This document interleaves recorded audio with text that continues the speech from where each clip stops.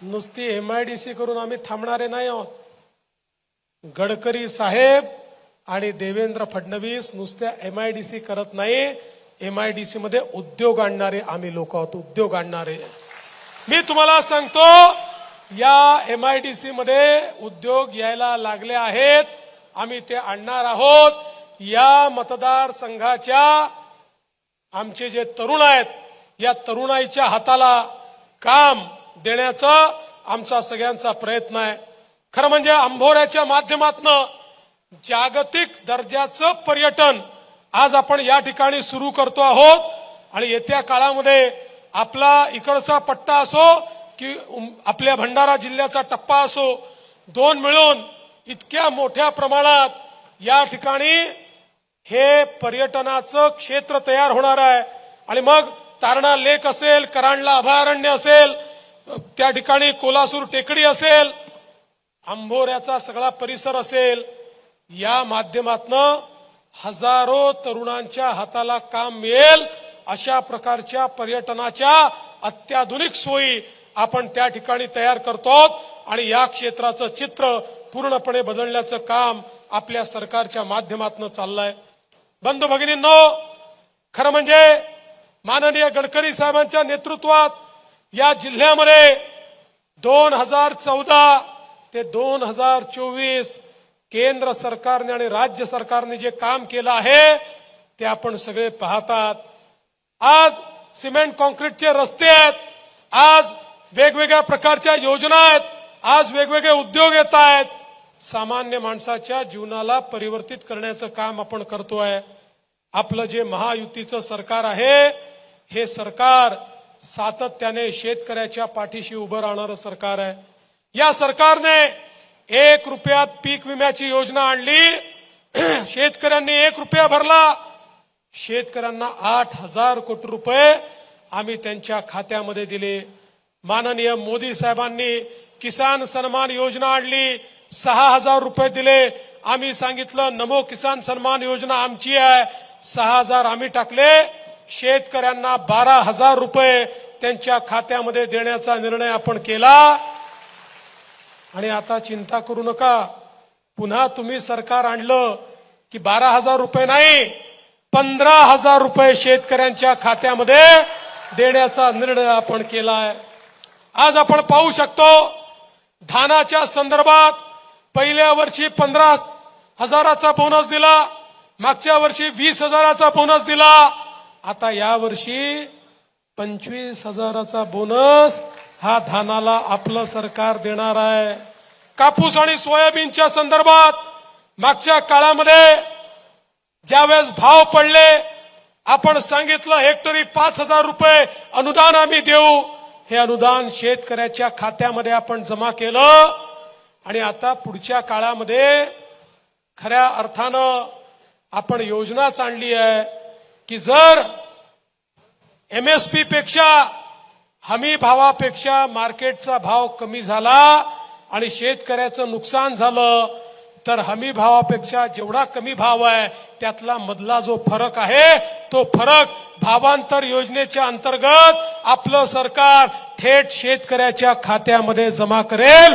अशा प्रकारचा निर्णय आपण घेतला. त्यामुळे शेतकऱ्याला कुठेही अडचण होणार नाही.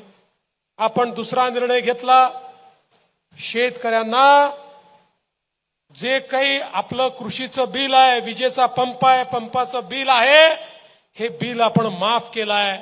आता शेतकऱ्यांना बिल तर येतं, पण बिलात वसूल किती करायचे 000 लिहिलेलं असतं. आणि मी तुम्हाला सांगतो, पुढचे 5 वर्ष शेतकऱ्याकडनं विजेचं बिल घेतलं जाणार नाही. 5 वर्ष याकरता म्हणतो, त्यानंतर तुम्ही पुन्हा निवडून दिलं तर पुन्हा 5 वर्ष करू, पण आता तरी 5 वर्षाची गॅरंटी तुम्हाला देतो. आणि त्यासोबत दुसरी योजना आणली आहे, मागेल त्याला सौर पंपाची योजना. केवळ 10% पैसे शेतकऱ्यांनी भरायचे, 90% पैसे आम्ही भरू. 25 वर्ष तुम्हाला मोफत वीज मिळेल, तुम्हाला कुठेही पाहायची आवश्यकता पडणार नाही.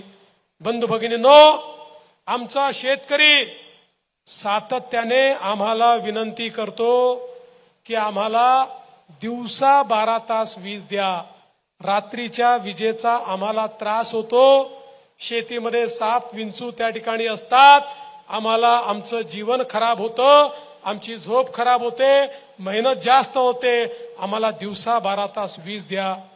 या महाराष्ट्रामध्ये देशात पहिल्यांदा मी कृषी वीज वितरण कंपनी स्थापन केली, वेगळी कृषी वीज वितरण कंपनी. या कंपनीच्या अंतर्गत 14,000 मेगावॅटच्या सौर ऊर्जेची निर्मिती सुरू केली. 18 महिन्यामध्ये ही निर्मिती पूर्ण झाल्यानंतर माझ्या तमाम शेतकऱ्यांना दिवसा 12 तासाची वीज 365 दिवस मिळेल. कोणालाही रात्री काम करण्याची आवश्यकता पडणार नाही. आणि एवढंच नाही, सुधीर पारवेंना पुन्हा निवडून आणा, पुन्हा आपलं सरकार आणा. आपण निर्णय केलाय, शेतकऱ्याला संपूर्ण कर्जमाफी आपण देणार आहोत. हे शेतकऱ्यांचं सरकार आहे, सामान्य माणसाचं सरकार आहे. आज आपण पाहू शकतो, दीन दलित गोर गरीब आदिवासी शेतकरी शेतमजूर महिला अल्पसंख्याक ओबीसी सगळ्या समाजाकरता आपण काम केलं. ओबीसीचे 54 हॉस्टेल आपण सुरू केले आणि त्यासोबत स्वयंसारखी योजना सुरू केली. ओबीसी असतील, भटके विमुक्त असतील, आमच्या सगळ्या मुलांना हॉस्टेलमध्ये जागा मिळाली नाही तर 40,000 ते 60,000 एवढा निर्वाह भत्ता आपण त्यांना देतो आणि त्यांची शिक्षणाची सोय आपण केली. आज आपण या ठिकाणी महाज्योती सारखी संस्था तयार केली, ज्याच्या माध्यमातून आमच्या ओबीसी समाजात यूपीएससी एमपीएससी चे पोरं तयार झाले पाहिजे. हा प्रयत्न आपण सुरू केला. आमच्या आदिवासी समाजाकरता, आमच्या धनगर समाजाकरता, आमच्या वेगवेगळ्या समाजांकरता त्या ठिकाणी चांगल्या दर्जेदार शिक्षणाकरता खासगी कॉलेजमध्ये 50,000 60,000 रुपये भरून मुलांच्या शिक्षणाची व्यवस्था आपण त्या ठिकाणी केली. वेगवेगळ्या समाजाचे महामंडळ तयार करून समाजातल्या तरुणाच्या हाताला काम मिळेल हा आपण प्रयत्न केला. आता तर आपण असं ठरवलं आहे, नवीन सरकार आल्यानंतर 15 लाख रुपयापर्यंत आमच्या तरुणांना बिनव्याजी कर्ज आम्ही देणार आहोत, जेणेकरून त्यांच्या हाताला त्या ठिकाणी काम मिळेल. आमच्या हलबा समाजावर मोठं संकट आलं. मागच्या महाविकास आघाडीच्या सरकारने अधिसंख्य पदांवर फक्त 11 महिन्याकरता त्यांची नियुक्ती केली. त्या नियुक्तीनंतर हे सांगितलं की आता कंटिन्युएशन होणार नाही, कुठलाही फायदा मिळणार नाही. पुन्हा तुमच्या आशीर्वादानं सरकार आल्यानंतर आपण निर्णय केला आणि त्या ठिकाणी आमचं अधिसंख्य पदावर ज्यांना घेतलं त्यांना कंटिन्यू करण्याचा निर्णय केला, त्यांना पेन्शन देण्याचा निर्णय केला, त्यांना ग्रॅच्युटी देण्याचा निर्णय केला, रिटायरमेंटचे सगळे बेनिफिट देण्याचा निर्णय केला. महाविकास आघाडीने ज्यांना घरी बसवलं होतं त्यांना पुन्हा त्या ठिकाणी कामाला लावण्याचं काम हे आपल्या सरकारच्या माध्यमातून आपण केलं. आणि आता पुन्हा आपण संत कोलबा स्वामी महामंडळ तयार केलेलं आहे की ज्या महामंडळाच्या माध्यमातून आमच्या हलबा समाजाच्या तरुणाईच्या हाताला काम आणि त्यांना त्या ठिकाणी रोजगार देण्याचं काम आपल्या सरकारच्या माध्यमातून होणार आहे. बंधू भगिनींनो, आपल्या देशाचे प्रधानमंत्री माननीय मोदीजी सातत्याने सांगतात, देशाला जर विकसित भारत तयार करायचा असेल तर आपल्याला भारताची जी लोकसंख्या आहे त्या लोकसंख्येचा 50% हिस्सा असलेल्या आपल्या माता भगिनींना देशाच्या सामाजिक आर्थिक केंद्रावर आणावं लागेल. मोदीजींनी बेटी बचाओ बेटी पढाओ पासनं तर लखपती दीदी पर्यंत अनेक कार्यक्रम आखले. लखपती दीदी हा कार्यक्रम काय माहितीये? मोदीजींच्या योजनेतनं ज्या महिला रोजगार निर्मिती करून वर्षाला 1 लाख रुपयापेक्षा जास्त पैसा कमवतात त्यांना लखपती दीदी म्हणतात. अशा महाराष्ट्रामध्ये 11 लाख लखपती दीदी आम्ही तयार केल्या.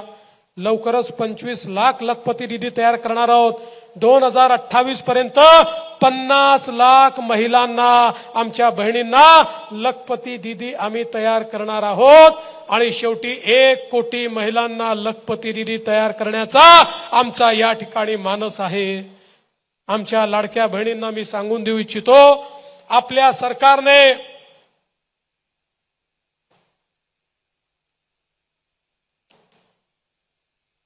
माननीय मुख्यमंत्री एकनाथराव शिंदेजींच्या नेतृत्वात अनेक महिला केंद्रित निर्णय केले। लेक लाडकी सारखी योजना आपण आणली। घरामध्ये मुलगी जन्माला आली तर मुलीच्या जन्माचं स्वागतच झालं पाहिजे, या दृष्टीनं मुलगी जन्माला आली की 5,000 रुपये, पहिल्या वर्गात गेली की 5,000 रुपये, 7व्या वर्गात गेली की 7,000 रुपये, 11व्या वर्गात गेली की 8,000 रुपये, 18 वर्षाची झाली की 75,000 रुपये, असे 1 लाख रुपये त्या परिवाराला देण्याचा निर्णय आपल्या सरकारने केला। एवढंच नाही, आपल्याला माहिती आहे या काँग्रेसवाल्यांनी मोठे मोठे कॉलेजेस उघडले, खासगी इंजिनिअरिंग कॉलेज, मेडिकल कॉलेज, त्याची फी 2 लाख, 4 लाख, 5 लाख, कोणाला परवडत नाही अशी फी। आज घरामध्ये जर एक मुलगा असेल, एक मुलगी असेल, घरचे लोक मुलीला सांगतात, बाई सगळं विकवाक करून तुझ्या भावाला आम्ही शिकवू शकतो, तुला शिकवायला आमच्याकडे पैसा नाही, तुझं लग्नच करायचं आहे, त्यामुळे तू घरी बैस। कितीही हुशार असली तरी ती मुलगी आमची बहीण त्या ठिकाणी शिकू शकत नाही। आम्ही निर्णय केला, आम्ही त्या ठिकाणी आई बापांना सांगितलं, मुलीला शिकवण्याकरता तुमच्याजवळ पैसे नसतील काळजी करू नका, मुलीचे मामा मंत्रालयामध्ये मुंबईला बसले आहेत, ते मुलीचं शिक्षण करतील। आणि आज मेडिकल असो, इंजिनिअरिंग असो, MBA असो, BBA असो, लॉ असो, MSc असो, PhD असो, कुठलंही शिक्षण मुलींनी घेतलं त्याची जी फी असेल, 1 लाख असेल, 2 लाख असेल, 5 लाख असेल, सगळी फी आपलं सरकार त्या ठिकाणी भरतं आहे। मुलींना शिक्षित करण्याचं काम आम्ही करतोय। आपण एक अजून निर्णय केला, आपल्या महिलांना एसटीच्या प्रवासामध्ये तिकिटात 50% आपण सूट दिली। ज्यावेळी सूट दिली त्यावेळी एसटीचे लोक आमच्याकडे आले आणि आम्हाला म्हणाले, साहेब ही सूट देऊ नका, आमची एसटी तोट्यामध्ये आहे, ती डबघायला येईल, ती बंद पडेल। आम्ही सांगितलं, आम्हाला तर बहिणींना अर्ध तिकीट द्यायचंच आहे, तुम्हाला अडचण आली तर आम्ही मदत करू। आश्चर्य सांगतो, 1 महिन्यापूर्वी तेच लोक पुन्हा आले, आम्हाला म्हणाले काही झालं तरी योजना बंद करू नका। अरे म्हटलं, मागे आले सुरू करू नका, आता म्हणता बंद करू नका, हे काय गौड बंगाल आहे? म्हणाले, साहेब काय सांगायचं, जेव्हापासून योजना सुरू झाली इतक्या महिलांनी प्रवास सुरू केला की तोट्यात असलेली आमची एसटी आता फायद्यामध्ये आलेली आहे, त्यामुळे योजना बंद करू नका। मी पण थोडी चौकशी केली तर माझ्या लक्षात आलं, अलीकडच्या काळामध्ये आमच्या लाडक्या बहिणी आमच्या भाऊजींना सांगतात, तालुक्याला जिल्ह्यात जायचा, तुम्ही घरी बसा, मीच जाऊन येते। तुम्ही गेले की तिकीटी दुप्पट लागतं, तिकडे गेले की पान, तंबाखू, खर्रा, मावा काय काय खाता आणि पैसे बर्बाद करता। मी गेली तर अर्ध्या पैशात काम करते आणि पैसे वाचवून येते। आमच्या लाडक्या बहिणीच आज या ठिकाणी एसटीने प्रवास करतायत। आणि यासोबत आपण निर्णय केला, आमच्या सगळ्या बहिणींना मुख्यमंत्री माझी लाडकी बहीण योजनेच्या अंतर्गत 1,500 रुपये महिना देण्याचा निर्णय आपण घेतला।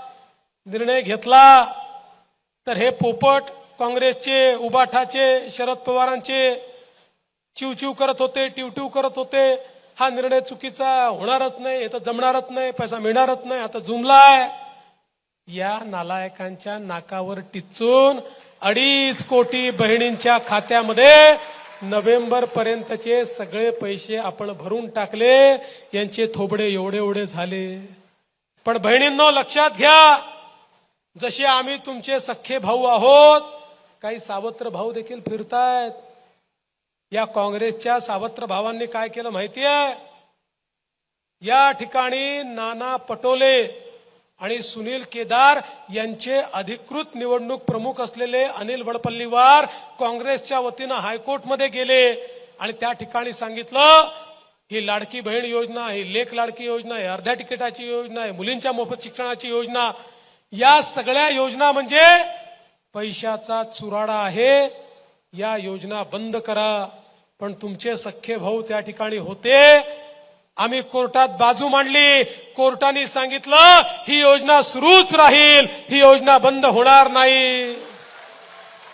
आणि आता खुशखबरी ही आहे बहिणींनो, पुन्हा एकदा तुम्ही आमचं सरकार आणलं. 1500 रुपये नाही, 2100 रुपये तुमच्या खात्यामध्ये त्या ठिकाणी तुम्हाला मिळणार आहेत. आणि म्हणून मी तुम्हाला सांगण्याकरता आलो आहे, आपलं सरकार हे सर्वसामान्यांचं सरकार आहे. आपलं सरकार हे तुमच्या जीवनामध्ये परिवर्तन घडवणारं सरकार आहे. आपलं सरकार हे खऱ्या अर्थानं तुमचं सरकार आहे. आणि म्हणून पुन्हा एकदा या महाराष्ट्रामध्ये महायुतीचं सरकार आणायचं असेल तर सुधीर पारवे यांच्यासारखा एक कार्यक्षम उमेदवार आपण या ठिकाणी दिलेला आहे. सुधीर भाऊ, एक निवेदन देखील मला मिळालेलं आहे, ज्याच्यामध्ये ग्रामपंचायत मांडवला नगरपंचायत करा म्हणतात. करायचंय नक्की? आचारसंहिता संपली की झालं म्हणून समजा. त्यामुळे मी पुन्हा एकदा आपल्या सगळ्यांच्या वतीनं सुधीर पारवे यांच्याकरता आपला आशीर्वाद मागतो आणि आपल्याला आश्वासित करतो, सुधीर पारवेची गॅरंटी हा देवा भाऊ आहे. सुधीर पारवेची गॅरंटी गडकरी साहेब आहे. आम्ही यांच्या पाठीशी उभं राहून या उमरेड क्षेत्राचा संपूर्ण विकास करून दाखवू एवढंच सांगतो आणि माझं बोलणं संपवतो. धन्यवाद. जय हिंद, जय महाराष्ट्र.